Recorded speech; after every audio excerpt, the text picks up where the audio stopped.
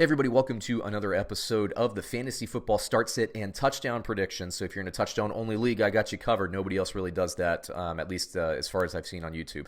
But here we're going to go through the wide receivers game by game, give you my start sit and, of course, my touchdown predictions. Before we get rolling, as I always say, please, everybody, a like and a subscribe really helps our channel out. We want to unlock some production features. We need your help to do that and to grow. So just a little 2 seconds of your time for 2 clicks means a big deal for us. It really does make a big difference. So let's start Thursday Night Football, Pittsburgh versus Cleveland. I do think this is going to be more of a defensive game this week. That's what's projected for me, at least. Smith-Schuster, I think, is a start, but not a touchdown candidate. I don't see Deontay Johnson as having a nice game, but I actually like James Washington quite a bit to work the middle deep of the field against Cleveland's defense. I think he gets in the end zone once, maybe even twice this week.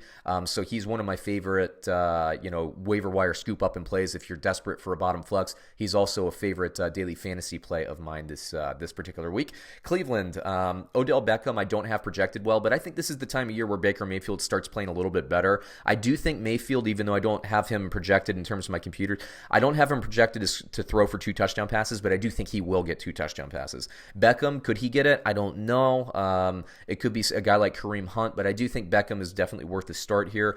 Jarvis Landry, I do think gets in the end zone, though, so pay attention to him. I don't like Higgins, and I don't like Callaway as plays or as touchdown candidates. Atlanta versus Carolina. Julio Jones is a definite play. I think he'll have catches and yards, and I think he is definitely a touchdown candidate this week. I think he'll get in the end zone. Calvin Ridley, I think he's definitely worth a play. I don't know if he gets in to the end zone. Now, if Hooper doesn't play, that increases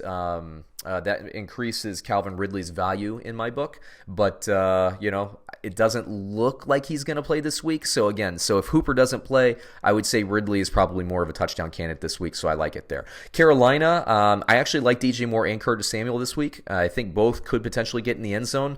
I say that, Kyle Allen's probably going to throw for 1.5 to 2 touchdowns.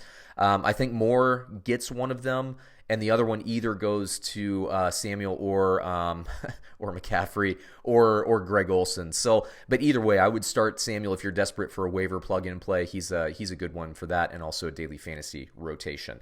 Buffalo versus Miami this week. I do like John Brown potentially to get in the end zone. I think Cole Beasley is a potential start, but probably not going to get in the end zone this week. I don't like anybody else for Buffalo. For Miami, it's really basically Devontae Parker, and then we'll see what happens. You got Allen Hurns. You got Jakeem Grant. You got a couple other guys. I don't think any Miami Dolphins receiver gets in the end zone, so I don't like them as plays this week. Dallas versus Detroit.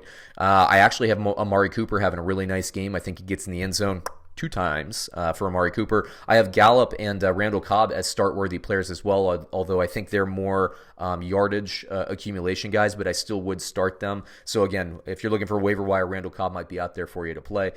Detroit, let's see. Galladay and Marvin Jones are worth playing. Similar to what I was just saying about Gallup and Randall Cobb, I think those guys are catches and yard accumulation, but I don't think that they'll get in the end zone unless Stafford plays. If Stafford plays, all bets are off. I just don't know. I mean, he's questionable at this point, and that back stuff really kind of worries me.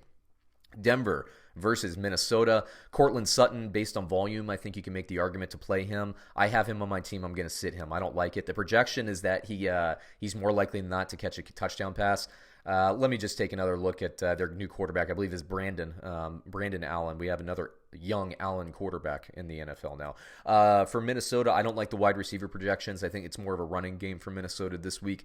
If Thielen plays, maybe I like them a little bit more, but Stephon Diggs has not shown an ability this season to create separation without Adam Thielen basically drawing coverage there, at least more often than not. I haven't seen a lot of those 7 catches, 90 yards, a touchdown game from Diggs this season. So it is what it is. So if Thielen plays, I like him a little bit more. I would start Thielen, but and I would start Diggs too. I mean, I guess you have to, but I don't like the projections. I don't have them getting in the end zone. Houston versus Baltimore, a lot to like here. I think both teams score well. I think Hopkins gets in the end zone. Will Fuller, assuming he plays, I saw he was back at practice. I think he is potentially getting the end zone too. Low catches, but big yardage type plays. He always has a deep throw or two. basically out there for him a game. They take their shots when he's in the game. I like him, but I don't like anybody else for Houston. Baltimore, I like Marquise Brown, and I think the rest of the catches go to tight end Mark Andrews or Nick Boyle or somebody like that. So Marquise Brown is my only touchdown candidate for Baltimore this week, and I don't have Boykin or Snead getting in. Jacksonville versus Indianapolis. I like DJ Chark. We'll see what he does with Nick Foles if they have that same kind of chemistry that Gardner Minshew was able to create with him. But I don't love Conley or Westbrook to get in the end zone this week for Jacksonville. Indianapolis, T.Y. Hilton's doubtful. Paris Campbell's out, so it's Zach Pascal again, Chester Rogers, these kinds of guys. I think that I guess Pascal's a start. If T.Y. Hilton plays, he's obviously a start. Pascal, I think, could get you enough catches and yards. I don't love his touchdown projection this week. For Indianapolis. New Orleans versus Tampa Bay. I do have Mike Thomas. I think he's my favorite receiver this week. I have him get in the end zone at least twice, potentially 3 times. Ginn is a potential kind of fringe start, but he's always a risk. He's more of a daily fantasy guy to me. I don't think he gets in the end zone.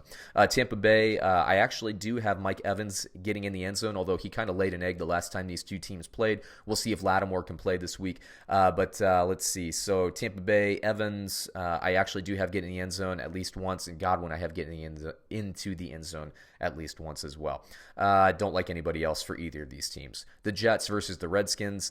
I do like Jamison Crowder this week for the Jets. I have him getting in the end zone. I don't have anybody else. So Demaryius Thomas, Robbie Anderson, who's questionable, I don't have them getting in. For Washington, McLaurin is worth a start probably.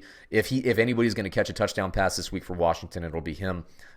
Trey Quinn, maybe a fringe start out of the slot, but since Haskins is going to be starting at quarterback for the rest of the season, I'm a little concerned for the Washington passing game. I'm a lot concerned for the Washington passing game. Arizona versus San Francisco. I don't love the projection in the passing game for Arizona at all this week. Although if you have Fitzgerald, if you have Kirk, if I personally had them on my roster, I would play them at my flex position. But the projections are bad. Neither one are projected to get into the end zone. And I'll say this: actually, Larry Fitzgerald is projected as a sit for I think probably the first time this season for me. San Francisco, we'll see if Sanders can play. They're banged up once again. San Francisco, unfortunately, they're a very good team. They're only a one-loss team, but they're banged up. They've been banged up for the last month and a half. But Emmanuel Sanders, if he plays, I like him. Deebo Samuel, I only really like him if Sanders does not play. I don't love his projection if Sanders does play, and I don't really like anybody else. I think Sanders is the most likely to get the touchdown. If Sanders doesn't play, I think it goes to Samuel. Let's see, Cincinnati versus Oakland. I'm not a fan of this quarterback position. I'm not a fan of Cincinnati, but in theory, they should be behind, so they should be throwing a lot. If you're in a PPR league, it's something you need to pay attention to. AJ Green is perpetually questionable this season. I don't know if he's ever going to play. If he does, I guess you can start him. Tyler Boyd is a start regardless, I think. Basically, I think Tyler Boyd gets in the end zone this week, 1 touchdown, and I don't have anybody else. But if AJ Green does not play, I have Auden Tate as a start there, assuming he plays. Now, for the Oakland Raiders, Terrell Williams, I don't have a great projection on him, but he always exceeds expectations in my projections here. It's running off a lot of data from when Oakland had Terrell Williams out of the lineup, so I do have him as a start personally, although the computers don't agree with me and don't think he's a touchdown candidate. The most likely touchdown, according to my fantasy football analytics here, is Hunter Renfrow. So if you're looking for a daily fantasy budget guy or a scoop and play from the waiver wire, you can look at him to get into the end zone. New England versus Philadelphia. I like all of the receivers for New England. I like Sanu. I've been talking about him for a while. Tom Brady's been looking at him on the goal line, so I think you can trust him. Julian Edelman at this point, I like him. I think one of those two guys will get a touchdown. I actually think Sanu will get in the end zone, and Edelman will be more about volume, catches, yards, all those kinds of things. But certainly he's projected at about a half a touchdown, so it's 50-50. Tom Brady has a nice projection too, and I think it's enough to warrant also playing Philip Dorsett as well, again, for yardage, catch accumulation, so on and so forth. For Philadelphia, I don't like the projections at all. I think that Gilmore's going to lock up on Alshon Jeffrey schematically. I think it's going to be up to Aguilar in this wide receiver group to win matchup. I don't see it happening, frankly. So Philadelphia, don't love the projection. Sorry, Eagles fans, it's true. Chicago versus the LA Rams. Don't love the projections for either of these quarterbacks or the passing games. I think this is going to be a defensive matchup, both teams under 20 points kinds of game. But I do think you can start Allen Robinson. I think he'll get you enough volume.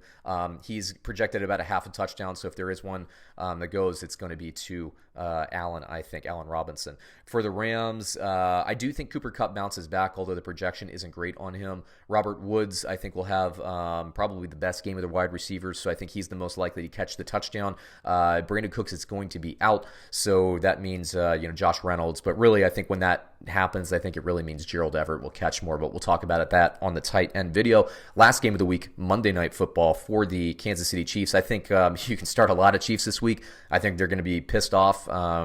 They need to win games. This is an important game really for both teams. Kansas City, I think, comes back. Tyreek Hill, I think, gets in the end zone twice. Sammy Watkins, I think, gets you volume. Demarcus Robinson, I think, gets you volume. So I think both are worthy of flex plays. For the Chargers this week, they need Keenan Allen to step up. I do have him as a play. I've been flirting with Mike Williams week to week. I'm going to say sit him this week. So, of course, that means that he's going to catch like 3 touchdown passes this week. You watch this happen. But I do have Mike Williams as a sit this week, and I don't like any of the other receivers to get in the end zone. Keenan Allen is potential to get in the end zone, but I actually like the running backs in the passing game a little bit more this week against Kansas City. So there you go. That takes me through the wide receivers. I do all position groups, so please check out the other videos, quarterback, running back, and tight end. I don't do defense or kicker in this format. If you want all of my daily fantasy football my computer projections, they are certainly available for you. You can tweet at me. I'm at TFS_Sean. You can also send me an email. I have all the details in the show notes below, but we'll catch you on another episode next week and another episode this week as well. So please watch, stay tuned, and we'll catch you then. Thanks, everyone.